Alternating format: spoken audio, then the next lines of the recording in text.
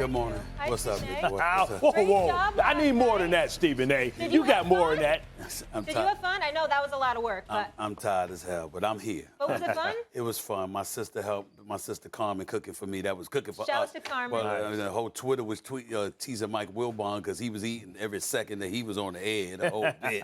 You know, everybody else was eating up a storm, but I had a good time. I really, really did. Good. But if it wasn't for y'all, I wouldn't be here this morning. Well, you put on a great show. I disagree with you.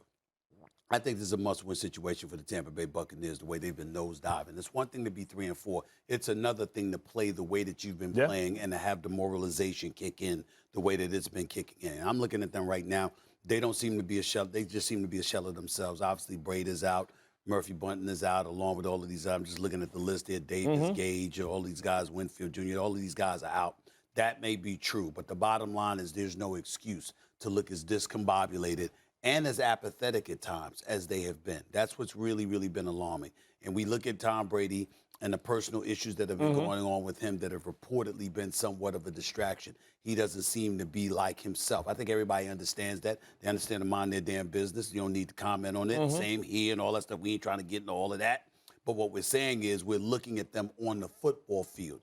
And whether it's his absence during the preseason, whether it's his not being making a walkthrough.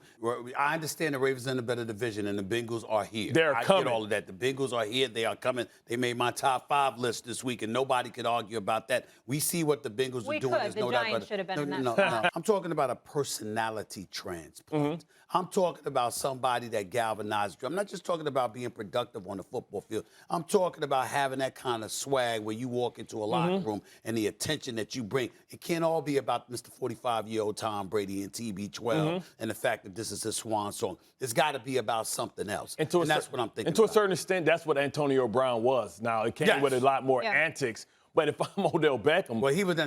Yeah. Odell Beckham Jr. See, Antonio Brown was cancerous. Yeah, of course. That's not Odell Beckham Jr. Listen, again, first of all, with the Packers, it's a little bit different. I talked about that emotional boost, that swag that Tampa Bay needs. In the case of the Green Bay Packers, how about somebody that could just catch the ball? I mean, how about that? I mean, what they had, about 10 drops over the last 2 weeks or so? I mean, how about somebody that just catch the damn ball? All right, that would be helpful. A veteran that could actually catch the ball, especially with somebody like Aaron Rodgers that's going to throw it to you and make you feel like you open most of the damn time because of his pinpoint passes. I definitely think OBJ will work in Green Bay as well. Let me say this, though. I side with Aaron Rodgers on this one, what he said. I really, really do.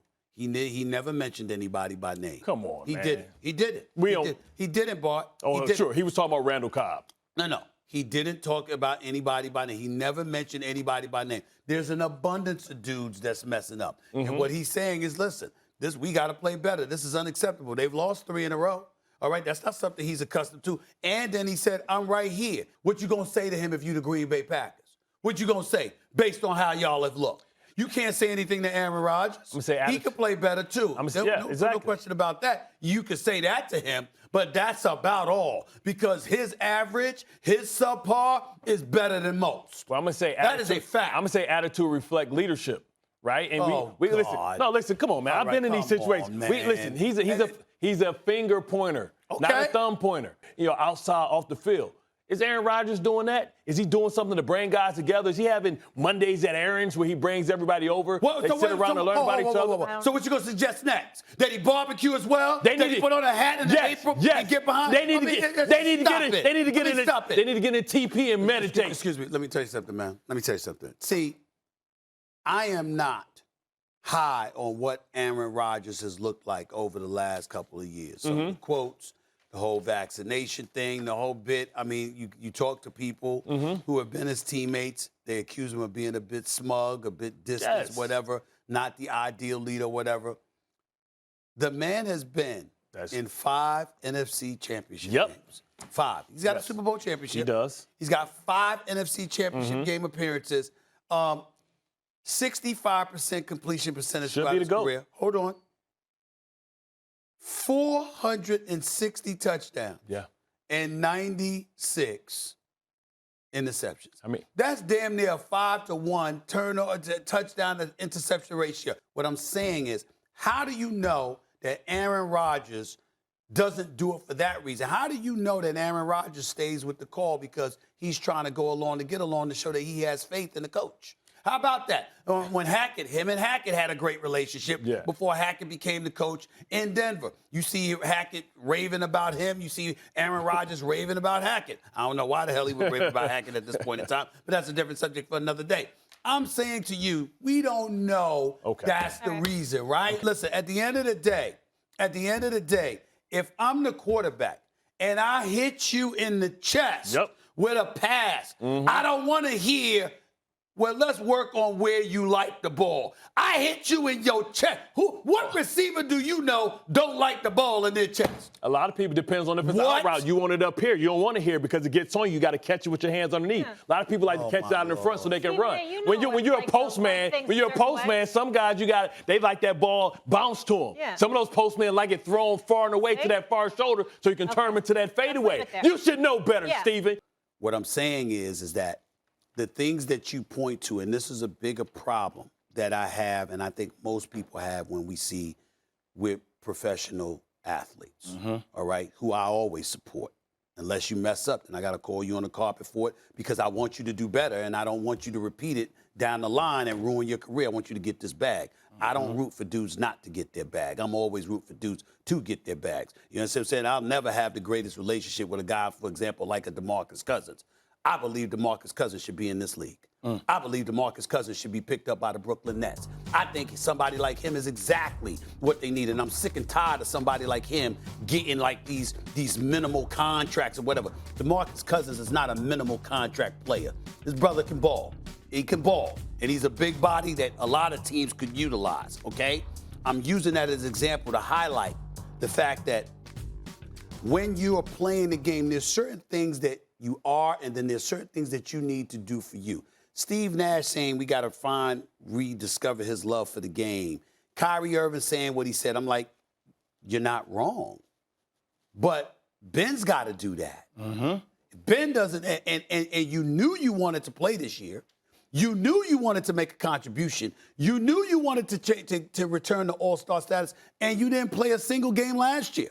So you've had ample time to address those issues just so you could get on the court and be whoever you're going to be, whatever that is. In other words, if you can't shoot, you can't shoot. Hell, we watch it with the Lakers every night right now. You can't shoot jump shots. You can't shoot free throws. That's entirely different than a statement, we've got to rediscover his love for the game. There's a difference. You see what I'm saying? No, I Because you just understand have a deficiency, and that's all. Let me say this about Kyrie Irving. I'm a fair-minded brother. He's absolutely on point. Every word that Kyrie Irving has said about Ben Simmons, he's absolutely right. Get a brother a chance, all of that other stuff. I also want to say something else. You can question the motives because he want to get his bag and all that stuff. I think Kyrie has been great thus far. I'm not talking about his play. I'm talking about the questions, the answer to the questions, the extensive responses that he provides, the things that he said. He's absolutely honest and truthful. I've been pleasantly surprised by what we've seen from Kyrie Irving thus far this season. No, you're not. And he deserves a lot of credit for it. No, you're not. Contract year. Time to get his money. Doesn't matter. It doesn't take away from the fact that when I'm not talking about his game. I'm talking about when he talks about himself being a leader. He hasn't been that since he arrived in Brooklyn. He looks like that now. I'm only saying to you that I'm rooting for the brother. I'm not fazed so much by what he's not doing offensively, as long as he's out on that court and he's working on his game. But when Steve Nash says we need to rediscover his love for the game and stuff like that, what I'm saying is that is not something we should hear from you now. We should have heard that from the time you acquired him and what you have been working on from the moment he became a Brooklyn Net throughout the offseason. Coming into the season. Now that the season is here, that's not something we should be hearing. Can I say a couple of things? Sure. I want to push back on you a little bit here. Sure. The joy in the game is when you can do things at the level that you are used to doing things at. That was a joy for the game for me. When I can go by you, put my shoulder, like we were playing one-on-one. Put my shoulder right in your chest if I were full strength. Watching you go backwards, watching me get to the rim and try to bank it on you, shooting jump shots, being dynamic. there is a certain joy to the game with playing the game at a dynamic, That's high not my level. definition of it. Hold on, but that's mine. As a player who went through it now, Right. it's a different situation. Right. All I'm going to say is, and I'm not making excuses for Ben Simmons at all, we are 4 games into the regular season, right? Now, if we get to 25, 30 games, we're still talking about Ben Simmons finding the joy for the game. That's a major problem. But there is something to be said, Stephen A., about playing a game on a live stage in an arena. Look at the history for Ben Simmons. What do we talk about every offseason? Him making jump shots during pickup games, different version of himself. So all I'm asking you is for 1 second to translate that now playing in front of live crowds, dealing with the media at the heightened level again. There is a certain level period of adjustment that I want to see him go through before I come to an ultimate conclusion that you should just did all this during the offseason, which he may have, by the way. He may have. We don't know that. No, I just wanted to respond. I'm not challenging your definition for love of the game, but myself and most people wouldn't interpret it that way. Your love for the game doesn't necessarily, it doesn't necessarily mean that's your productivity. There's a lot of people who love the game and just can't play. First of all, if you're Mac Jones, you should be afraid to be aggressive because you've been making mistakes. You got 2 touchdowns and 6 interceptions on the season. Now, he's your first-round pick, 15th overall, coming out of Alabama when he won a national championship. We know that the big moments don't necessarily faze him. Perhaps it's the system. Perhaps it's the lack of an offensive coordinator. You got Matt Patricia, who did a horrid job in Detroit, lucky to have a job in the NFL after the job he did in Detroit, although he's back as a coordinator per se. You look at a guy like, Joe Judge.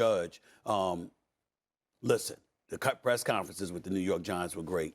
Not much else. And so you take that into consideration along with the fact that Bill Belichick is saying, we don't have an offensive coordinator and he was going to be calling plays for all we know.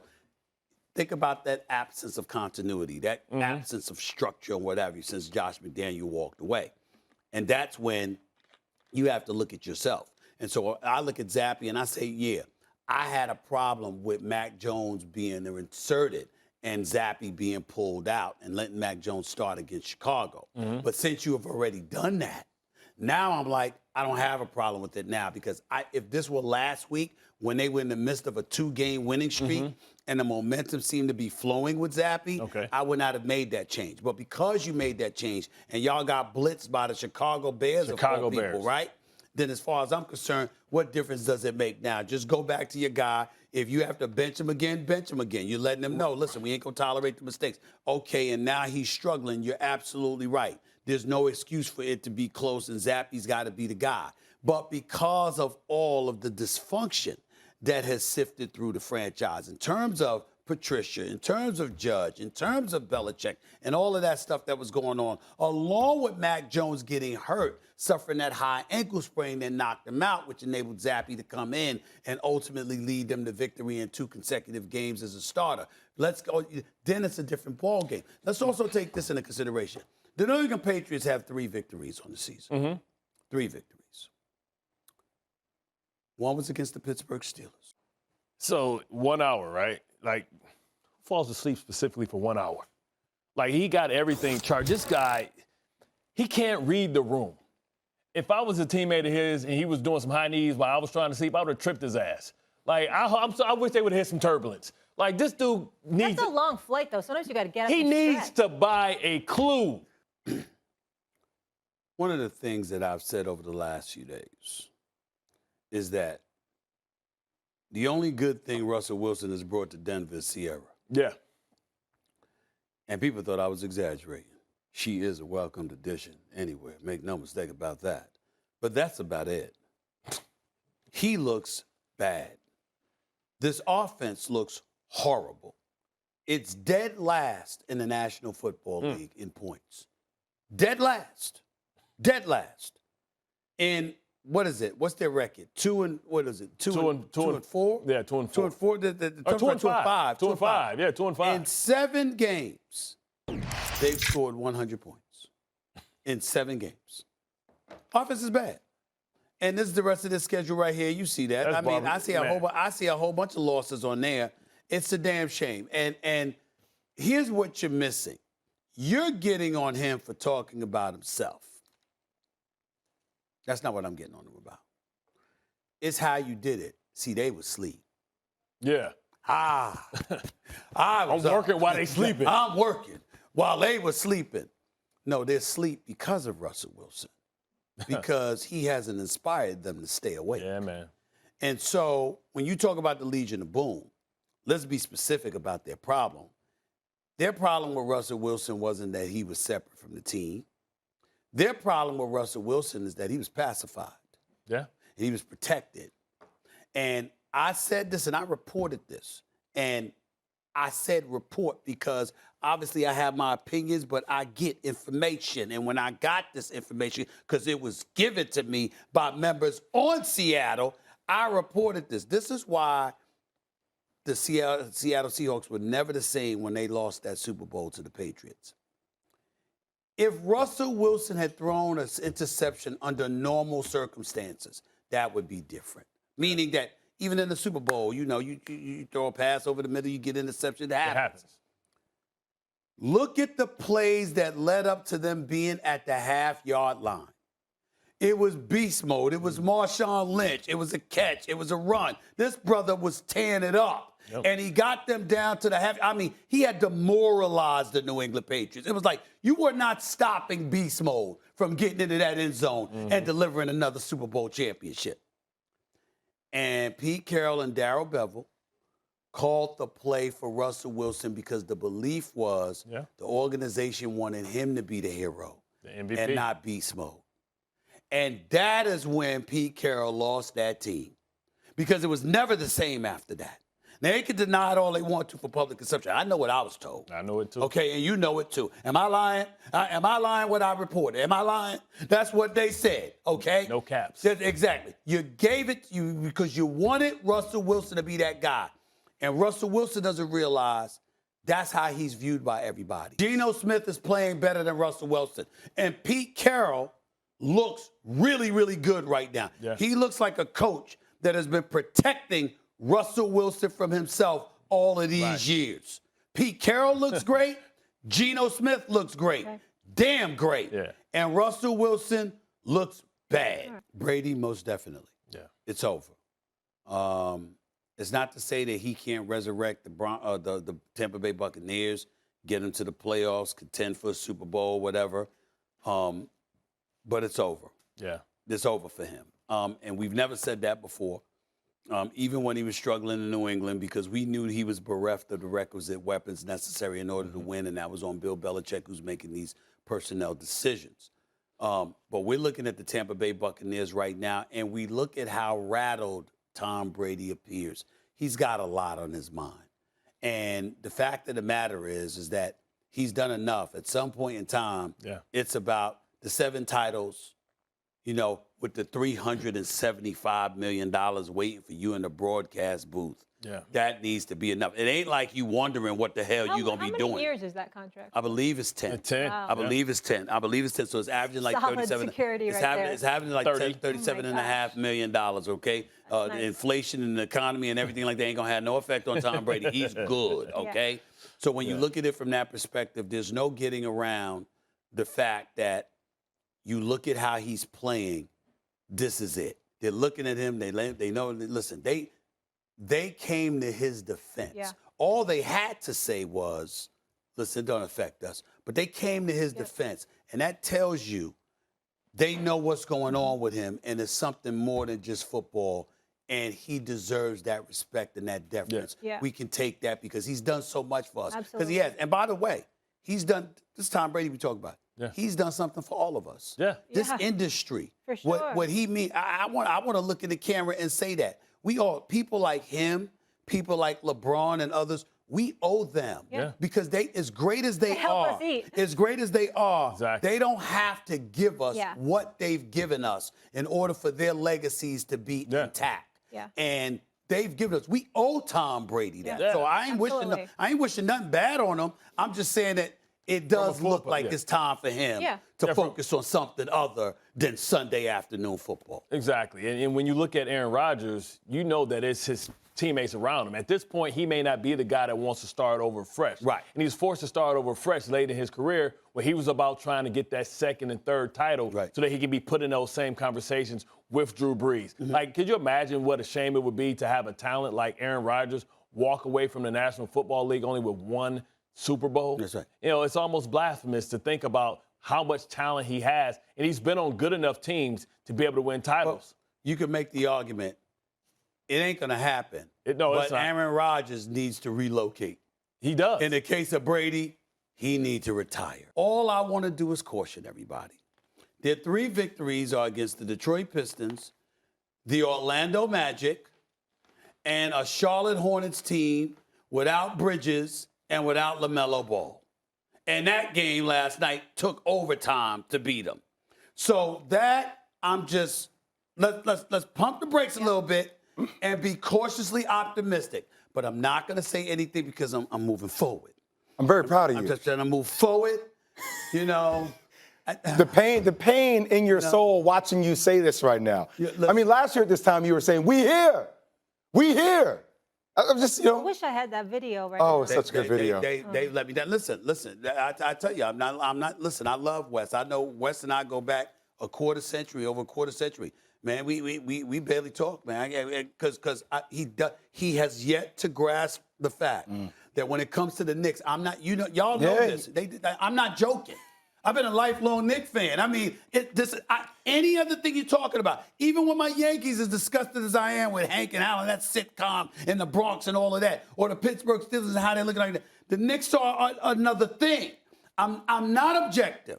I'm not professional. I openly admit I'm incredibly emotional when it comes to my Knicks. And I don't want somebody coming to me, talking to me. We build this. breathe. I don't want that. Okay. Show me. It's been a long build. Show me. Long build. It's been a long build. And I'm just saying. I'm just brick. saying. So I want to listen. I want to apologize to West because I can't help it. He don't understand. I wouldn't be this way if it wasn't the Knicks. I wouldn't be this way with Leon Rose if it wasn't the Knicks. The Knicks is different, man. The Knicks is different. Okay. So This is why Stephen A's World on Christmas Day is going to be the most entertaining thing in the history of sports to me. I asked them, are you sure that's why? Literally, it's serious. I know we got something to get to, but it's important that everybody notice. The NBA and Stephen A's World debuted last night.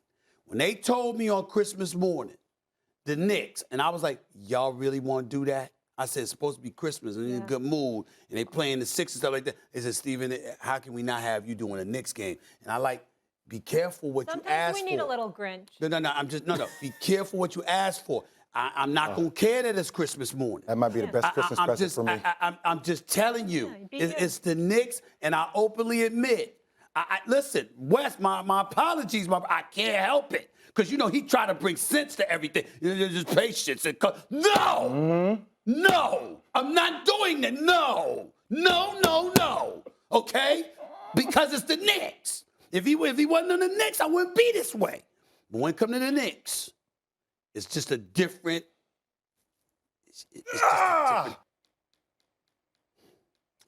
Do you remember, Jay? You said trade LeBron. I remember it. And everybody. I remember it. And everybody got on me. Yes. Remember that? I do. I went viral, and everybody's attacking me all over social media. It seems sacrilegious. How do I look right now? You know something? As I tried to explain to people, I wasn't saying trade LeBron James because it's LeBron James' fault. What I was saying was he's the only thing of value that you have. You're the Los Angeles Lakers.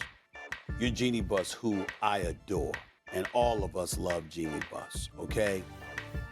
Jeannie, you're gonna have to do this. The Lakers are just not good. They've got athletes.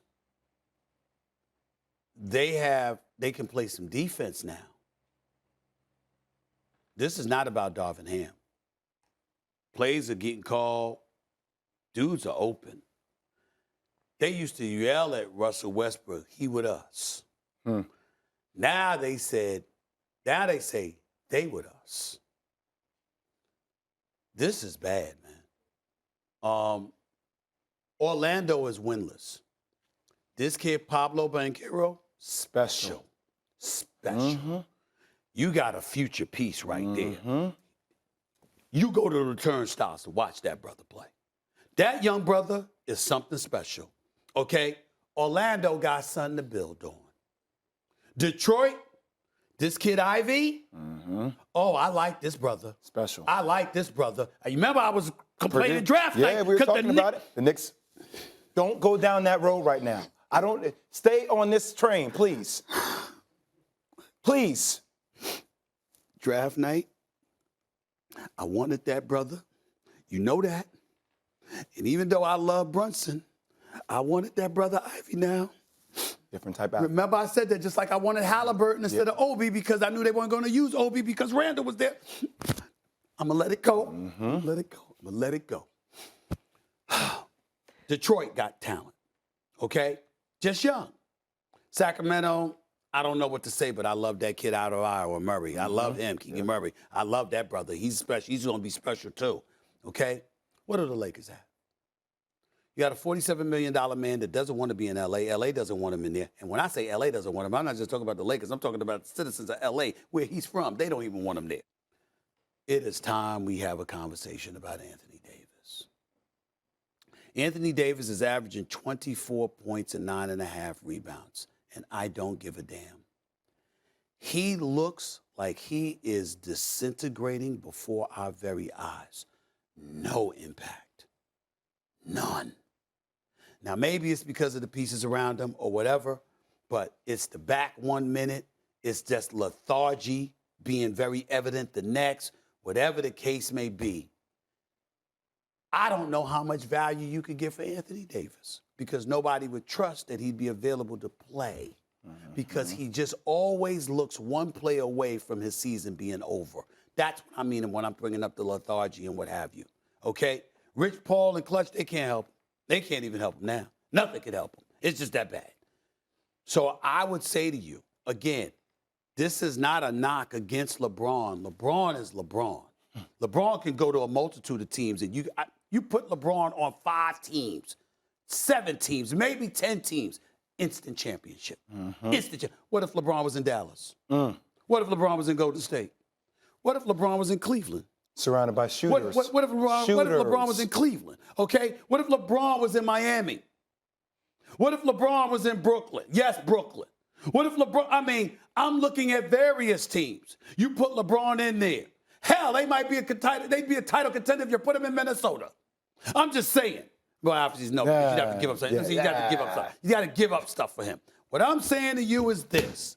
Eugenie Buss, especially since you might contemplate selling the team. Who knows? I don't know. Hey, I'm so sorry I couldn't come on today and give you 2 hours of a beatdown and learn you something. Weren't you working till like 1 a.m. last night anyway, but flying to London for the game on Sunday morning.